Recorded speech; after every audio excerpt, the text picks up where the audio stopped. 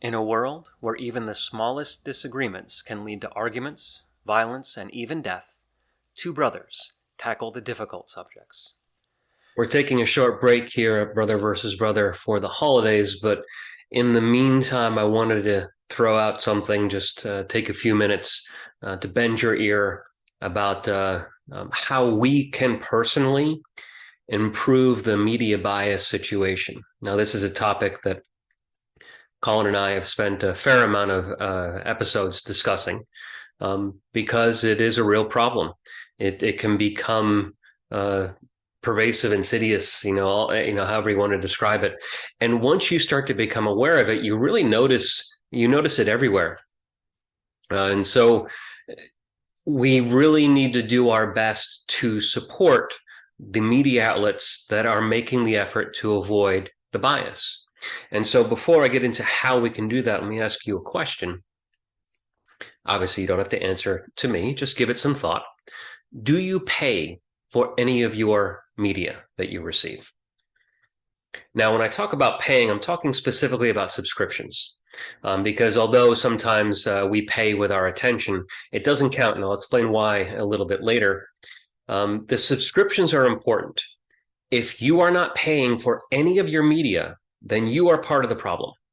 And the reason why is because if you are not paying for the media, the question you should ask is, how are they able to afford to create the content? And the way, of course, is with ads.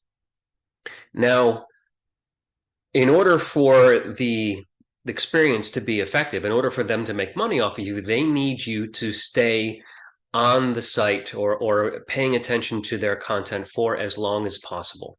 And so the more that you pay attention to the information, the more that they're going to get money off of your attention to their page, to their information.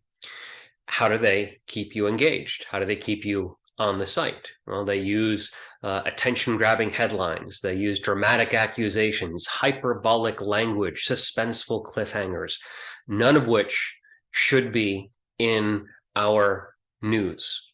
Our news should simply be the facts. And let's face it, facts can at times be a little boring. And so if you're seeing some of this performance occurring in the news that you're consuming, realize they're doing that because they want you to see their ads and see the ads that are on their site. That is why you are there. The ads pay for your attention.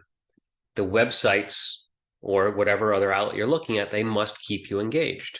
And so if you're getting your news off of cable TV, if you're watching video content, or even when you're browsing websites, those ads pop up all the time. Sometimes they're there in the form of commercials on TV. Sometimes you're required to sit through a video for maybe a few seconds, maybe longer before you can get to the content, or they break up the content with some of this video. When you're scrolling through the website, they have the static ads that show up throughout. Every time one of those ads ends up in front of you, they are going to get paid. And so they become less motivated to provide informative content, let's call it boring content, and instead provide something that keeps you hooked. And so the subscriptions make it more likely that these sites can then put content out that may not be that interesting, because when you have a subscription, whether you go back to the site or not, go back to the content or not, they're going to make money off of you.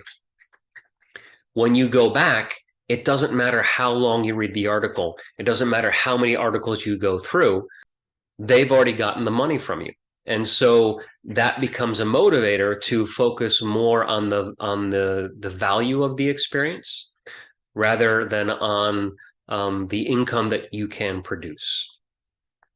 This idea came to me as I was listening to a podcast that actually I just started subscribing to. The host was mentioning that they don't have ads, that the program The podcast is sustained by subscribers. Not everyone that gets the content subscribes, but there's enough subscribers that they're able to afford to create the content, and that is very important.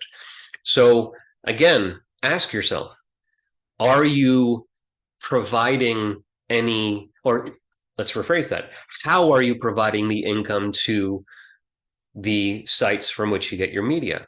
Is it by your attention? Are you sitting through videos? Are you watching or scrolling past commercials? Or are you giving them a subscription? And if you value the content at all, I'm going to encourage you to support at least one of your media outlets so that we can hopefully move towards a less biased media environment, get away from the circus that tends to dominate what's the content that's out there. In this last few moments here, send out a message to the content providers. Let us subscribe. Give us the option to bypass the ads and the commercials and the videos, and let us just give you the money. When you know that the money is going to be there, hopefully that will then encourage you to focus on the quality of the content rather than on how long we are glued to your content. Thanks.